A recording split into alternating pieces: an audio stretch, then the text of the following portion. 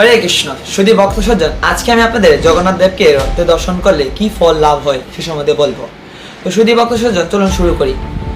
জগন্নাথ দেব হচ্ছে জগতের নাথ, তিনি সমস্ত জীবকে কৃপা প্রদান করেন। জগন্নাথ দেব এমন বিগ্রহ, তিনি যার রত্ন সিংহাসন থেকে প্রতি বছর বছর ভক্তদেরকে দর্শন দেওয়ার জন্য রাজপথে নেমে আসেন।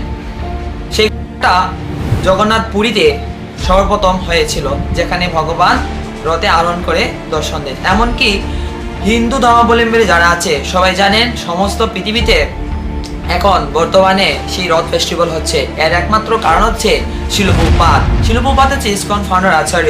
শিল প্রভুপাদ তিনি 1965 সালে তিনি আমেরিকায় যান এবং সেখানে এক বছরের মধ্যে 1966 সালে সেই ইসকন প্রতিষ্ঠা করেন। তার ফলে আজকে সারা পৃথিবীতে এই রথযাত্রা মহোৎসব ফেস্টিভ্যাল হচ্ছে। তো আজকে উনার কৃপাতে সমগ্র বিশ্বে জগন্নাথ দেবের সেই রথ হচ্ছে।